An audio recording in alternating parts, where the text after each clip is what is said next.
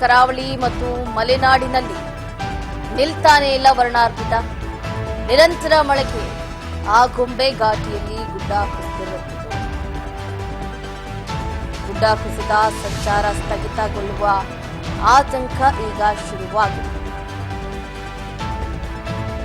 ಕರಾವಳಿ ಮತ್ತು ಮಲೆನಾಡು ಭಾಗದಲ್ಲಿ ಈಗಾಗಲೇ ವರ್ಣನ ಆರ್ಭಟಕ್ಕೆ ಜನರು ತತ್ತರಿಸಿ ಹೋಗಿದ್ದಾರೆ, ಹೈರಾಣಾಗ್ತಾ ಇದ್ದಾರೆ. ಸಾಕಷ್ಟು ಸಾವು ನೋವು ಕೂಡ ಸಂಭವಿಸ್ತಾ ಇದೆ. ನಿರಂತರ ಮಳೆಗೆ ಆಗುಂಬೆ ಘಾಟ್ನಲ್ಲಿ ಗುಡ್ಡ ಕುಸಿತ ಆಗಿರೋದ್ರಿಂದ ವಾಹನ ಸವಾರರು ಪರದಾಡುವಂತಹ ಪರಿಸ್ಥಿತಿಯೂ ಕೂಡ ಕೆಲಕಾಲ ನಿರ್ಮಾಣ ಆಯಿತು. ಈಗಾಗಲೇ ಇದೇ ರೀತಿಯಾದಂತಹ ಘಟನೆಗಳು ಹೆಚ್ಚಾಗ್ತಾನೆ ಇದೆ ರಾಜ್ಯದಲ್ಲಿ. ಅದರಲ್ಲೂ ಮುಖ್ಯವಾಗಿ ಕರಾವಳಿ ಭಾಗದಲ್ಲಿ ಆಗುಂಬೆ ಘಾಟಿನ ರಸ್ತೆ ಮೇಲೆ ಗುಡ್ಡ ಕುಸಿದಿರುವಂಥದ್ದು. ಇನ್ನು ಮುಂದಿನ 3 ದಿನಗಳ ಕಾಲ ಇದೇ ರೀತಿಯಾಗಿ ಬಿರುಗಾಳಿ ಸಹಿತ ಮಳೆ ಆಗಲಿದೆ ಅಂತ ಭಾರತೀಯ ಹವಾಮಾನ ಇಲಾಖೆ ಮುನ್ಸೂಚನೆಯನ್ನ ನೀಡಿದೆ.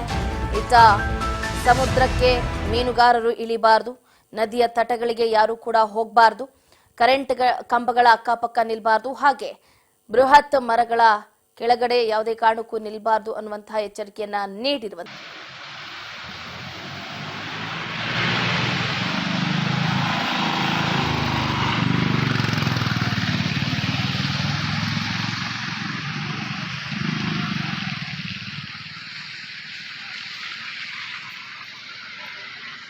ಕೆಲಸ ಮಾಡೋದು ಬಿಡುತ್ತೆ.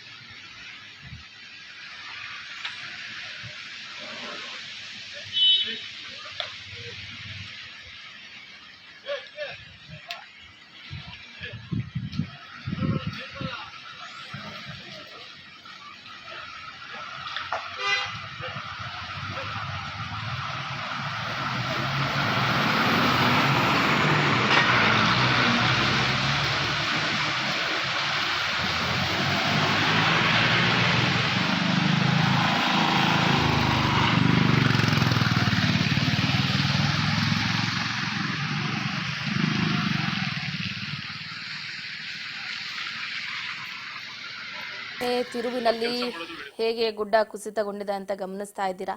ಸದ್ಯ ಗುಡ್ಡ ಕುಸಿಯುವಂತಹ ಸಂದರ್ಭದಲ್ಲಿ ಯಾವುದೇ ವಾಹನಗಳಾಗಿರ್ಬೋದು ಅಥವಾ ವ್ಯಕ್ತಿಗಳಾಗಿರ್ಬೋದು ಅಲ್ಲಿ ಸಂಚಾರವನ್ನ ಮಾಡ್ತಾ ಇರಲಿಲ್ಲ. ಅದೃಷ್ಟವಶಾತ್ ಯಾವುದೇ ರೀತಿಯಾದಂತಹ ಪ್ರಾಣ ಅಪಾಯ ಸಂಭವಿಸಿಲ್ಲ. ಒಟ್ಟಾರೆಯಾಗಿ ಈಗ ಏನು ಈ ಸಂದರ್ಭದಲ್ಲಿ ಅತಿ ಹೆಚ್ಚು ಮಳೆ ಆಗ್ತಾ ಇರುವಂತಹ ಸಂದರ್ಭದಲ್ಲಿ ಯಾರು ಅತಿ ಹೆಚ್ಚಾಗಿ ಪ್ರವಾಸವನ್ನ ಕೈಗೊಳ್ಳದೆ ಇರೋದಕ್ಕೆ ಹವಾಮಾನ ಇಲಾಖೆ ಮುನ್ಸೂಚನೆಯನ್ನ ನೀಡಿರುವಂತದ್ದು.